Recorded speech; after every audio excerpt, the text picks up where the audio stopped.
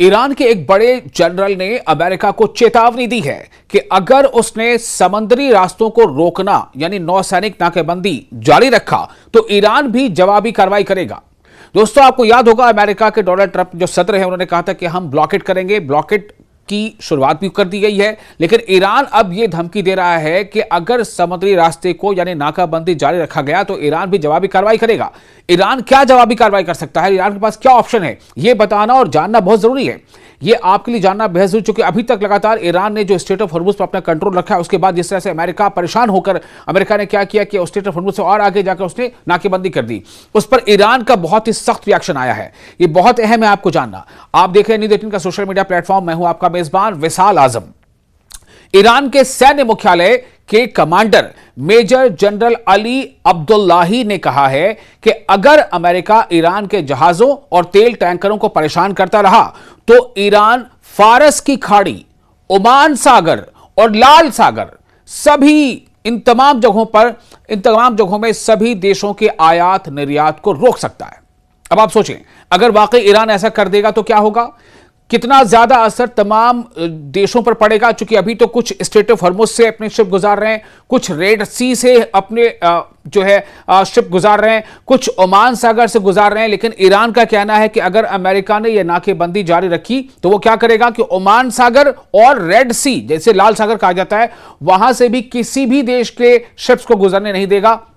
उन्होंने कहा जो ईरानी जो कमांडर, उनका कहना है कि यह कदम सीज फायर का उल्लंघन माना जाएगा, यानी कि अमेरिका अगर इस तरह से करता है तो यह सीज फायर का उल्लंघन माना जाएगा। अब जब चूंकि सीज फायर का उल्लंघन होगा तो फिर ईरान मजबूर होगा जवाबी कदम उठाने के लिए। उन्होंने यह कहा कि यह कदम सीज फायर का उल्लंघन माना जाएगा और ईरान अपनी सुरक्षा और हितों की रक्षा के लिए कड़े कदम उठाने पर मजबूर होगा। फिर ईरान के ऊपर यह जिम्मेदारी नहीं होगी, क्योंकि हमें ऐसा करने के लिए मजबूर किया जाएगा।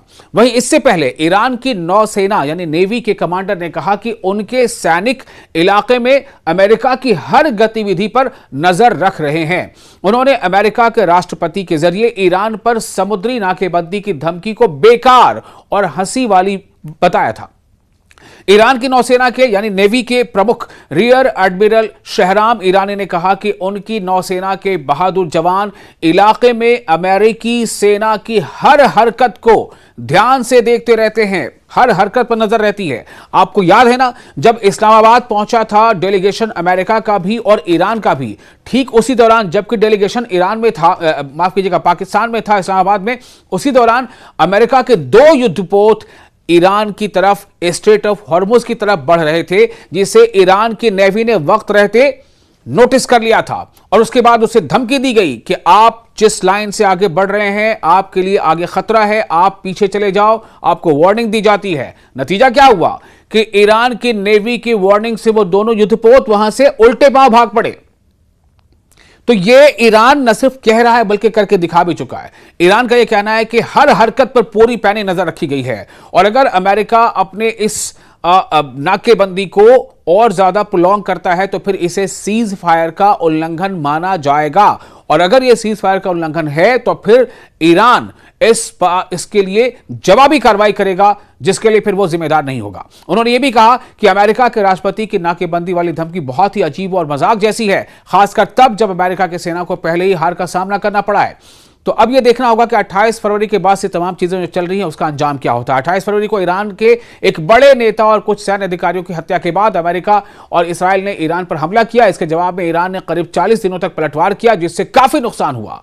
अमेरिकी तमाम इंटरेस्ट का, चाहे सऊदी अरब में हो, कुवैत में, बहरीन में, कतर में, यूएई में, जहां भी, या जॉर्डन में, और इसके अलावा इसराइल का तो बहुत ज्यादा ही नुकसान हुआ है, लेकिन ईरान को भी नुकसान झेलना पड़ा है अमेरिका और इसराइल के हमले में।